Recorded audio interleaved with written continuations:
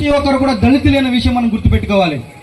ఈ రోజు ప్రతి బీసీ గాని ఓసీ గాని అప్పర్ క్యాస్ట్ ఎవరైతే ఉన్నారంటే ఇక్కడున్న ఉమ్మడి కులాలు బీసీ కులాలు కానీ ఓసీ కులాలు ఉన్నారంటే మేము దళితులం కాదు, మాకు ఏమీ అవసరం లేదు, మాకు ఈ అంబేద్కర్ అవసరం లేదు, ఈ పూలే అవసరం లేదు, ఆ పెరియార్ అవసరం లేదు అని మాటలు మాట్లాడుతున్నారు.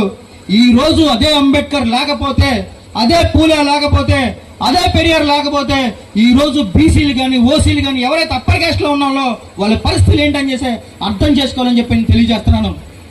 ఈ రోజు మనం చూస్తున్నాం అంబేద్కర్ గారు అంటే ఈ రోజు చాలా మంది బీసీలకు పడదు, కానీ మనం అంబేద్కర్ గారితో పాటు ఒక పూలని ఒక పెరియార్ పెట్టుకున్నాం. వాళ్ళు ఎవరో దళితులు కాదు, ఈజ్ బిలాంగ్ టు బీసీ, మాలీ కులం, ఆయన ఒక బీసీ.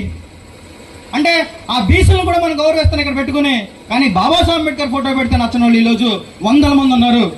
కానీ వాళ్ళ కోసం త్యాగం చేసిన వ్యక్తి ఎవరు ఉన్నారంటే డాక్టర్ బాబాసాహెబ్ అంబేద్కర్. అంటే ఈ రోజు మనతో పాటు సమానమైన హక్కులు తీసుకుంటున్నారు, మనతో పాటు రిజర్వేషన్ అనుభవిస్తున్నారు, మనకన్నా ఎక్కువ రిజర్వేషన్ బీసీకి ఉన్నాయి. ఈ రోజు దయచేసి బీసీ సోదరులు ప్రజలు కూడా గమనించాల్సిన విషయం ఏంటంటే అంబేద్కర్ ఎస్సీ కులంలో పుట్టాడు, అంబేద్కర్ దళితుడు, అంబేద్కర్ మాకు అవసరం లేదు, మేము వేరే వాళ్ళకి ఓటేసుకుంటాం, వేరే వాళ్ళతో మాట్లాడతాం, మా పరిస్థితులు మాట్లాడతారు.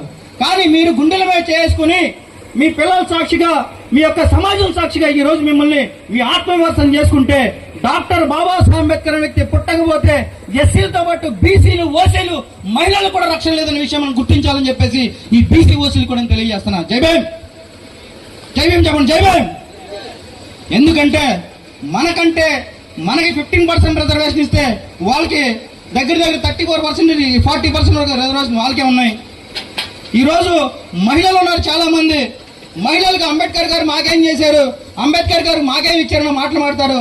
ఈ రోజు బాబాసాహెబ్ అంబేద్కర్ అనే వ్యక్తి పుట్టకపోతే వాళ్ళు ఎస్సీలోనే, బీసీలోనే, ఎస్టీలోనే, ఓసీలోనే, ఇంకా ఎక్కడ కులం, బ్రాహ్మణ కులంలో పుట్టిన ఎవరైనా, అగ్ర కులంలో పుట్టిన ఎవరైనా సరే బాబాసాహెబ్ అనే వ్యక్తి పుట్టకపోతే ఈ రోజు మీరు రాజ్యాధికారంలో భాగం కాలేరు, ఈ రోజు మీరు చదవలేరు, ఈ రోజు మీరు ఉద్యోగాలు చేయలేరు, ఈ రోజు మీరు రాజకీయాల్లో పదవులను అనుభవించలేరు, ఈ రోజు మాకు హక్కులను మాట్లాడడానికి మీరు ఏ విధంగా సరిపోరు అని చెప్పేసి మీ సభాముఖంగా తెలియజేస్తున్నా.